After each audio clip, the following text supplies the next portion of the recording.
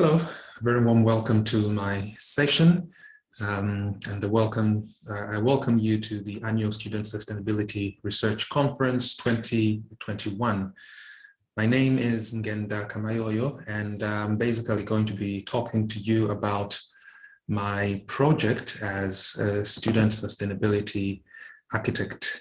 The project that I'm working on is called Supporting Development and Delivery of the Sustainable Travel Outreach and Engagement Program. It's quite a mouthful, so the central theme basically is around sustainable travel. So my project is being carried out in conjunction with the Bike Hub, pictured here. Very friendly staff there who will be able to assist you with all your biking needs.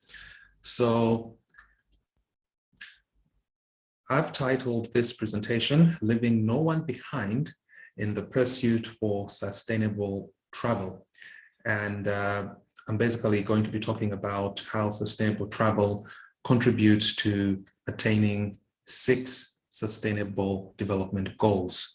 So arguably, sustainable travel is reflected across all the 17 SDGs, but in my experience as a student sustainability architect, I have seen it reflected prominently in 6 goals.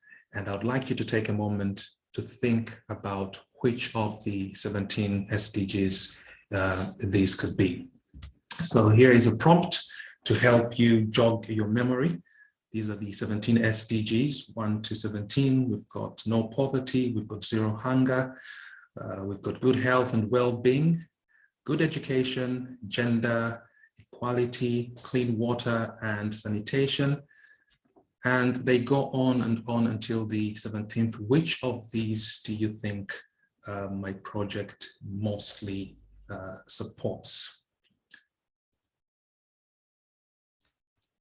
So if you thought good health and well-being is one of them, you would definitely be correct. So sustainable travel has got several foci, and one of them is the promotion of active travel. So we encourage a lot of walking, we encourage a lot of cycling, jogging, anything that gets you breaking a sweat as you travel is encouraged. And in so doing, you will be contributing to the attainment of good health and well-being, because the benefits of regular exercise are well documented and known. So here we have the architect himself taking a stroll.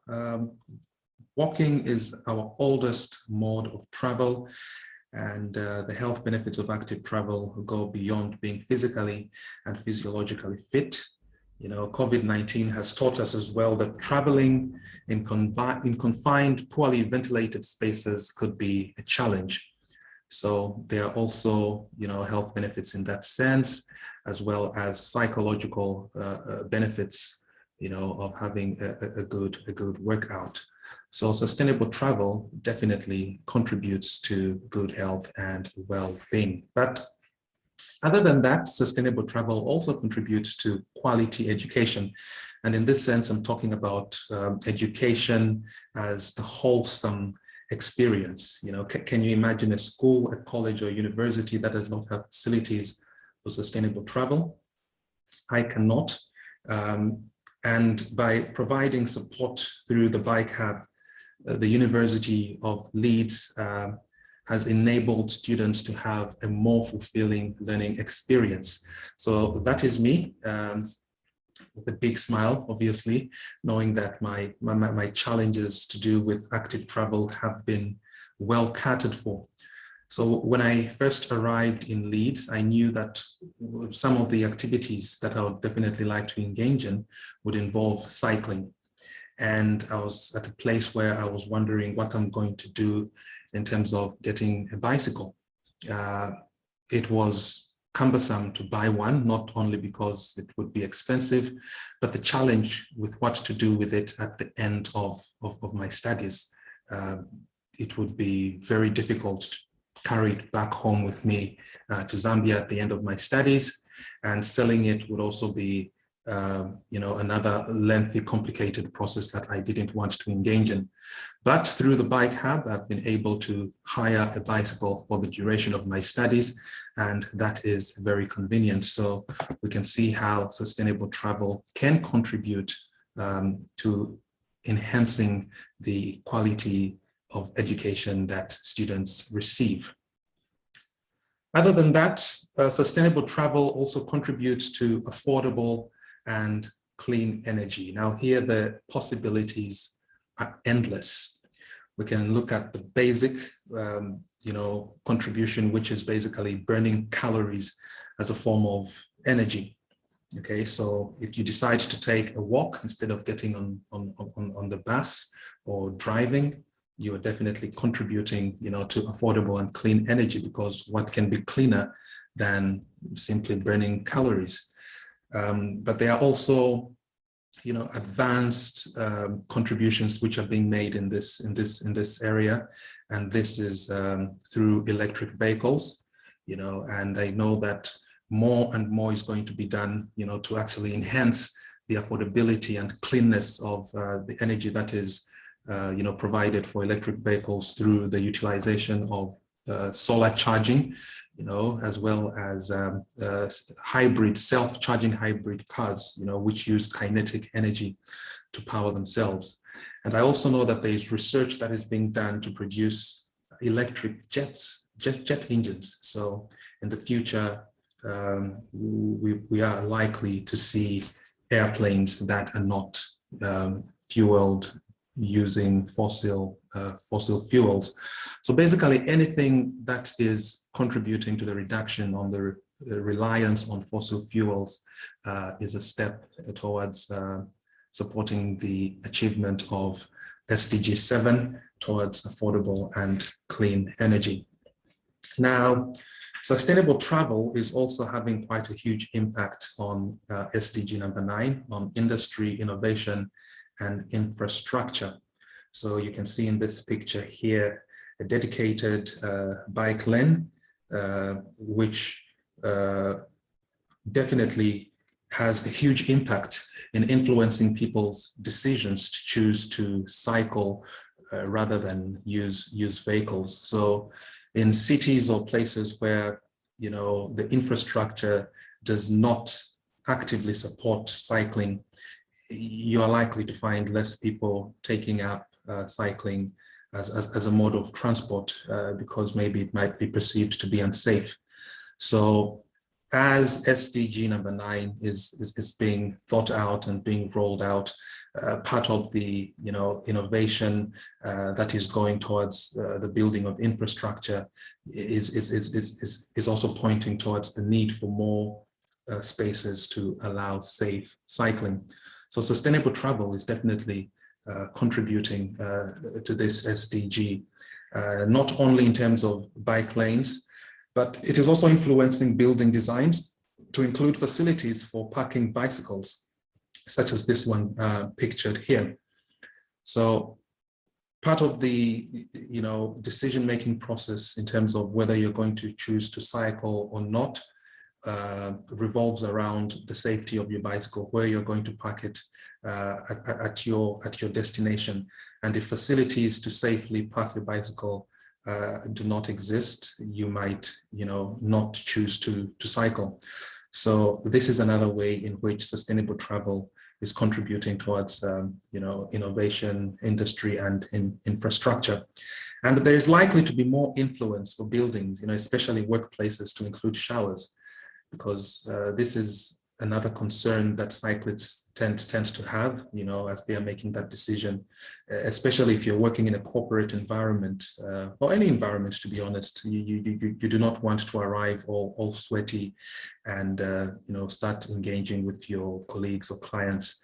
But if there are showers provided, then you will have a stronger incentive, to want to go with your bicycle, because you can arrive an hour, 30 minutes earlier or so, freshen up before you get down to business. So other than the infrastructure side, there is also the aspect of innovation that we spoke about earlier, especially to do with electric vehicles. And sustainable travel is also influencing SDG number 9 in innovation towards, electric vehicles development. So another SDG that is being supported also by sustainable travel is SDG 11, Sustainable Cities and Communities. So SDG 11 basically focuses on creating safer and cleaner cities. So safer cities, cleaner environments. And if we've got spaces for people to take their walks, as you can see pictured here, safe places for people to cycle. And here we're also seeing, active travel being undertaken more as a recreational activity, being undertaken for fun rather than, a mode of transport. So as cities and communities are being built and designed, there is always going to be this need to include, such safe spaces for active travel. And the more people engage in active travel, the cleaner the environment shall be, because we'll have less, greenhouse emissions. So here we've got, active city dwellers, healthier communities, and contribution towards the attainment of SDG 11. Last but not least is the contribution towards SDG 13, which is climate action. This is something that we've already been talking about from the beginning. So sustainable travel as a means of reducing emissions to ensure a greener environment. So here is a figure that is attributed to IEA 2020. This is from our World in Data.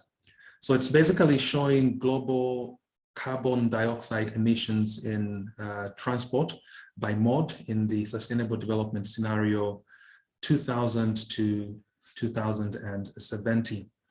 So you can basically see here that these dotted lines indicate the year in which various transport modes have largely stopped consuming fossil fuels and hence are no longer contributing to direct emissions of carbon dioxide from fossil fuel combustion.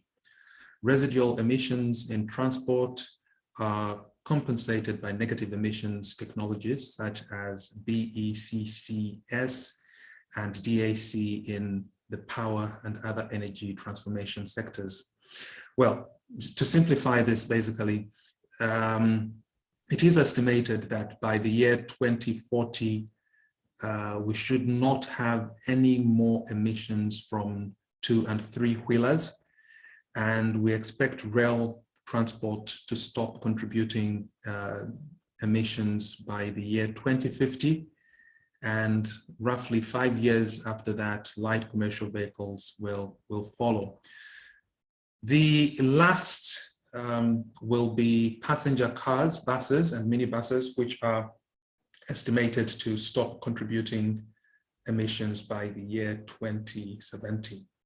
So reducing emissions from vehicles, airplanes and trains will contribute up to 21% of the emissions reduction efforts towards climate action.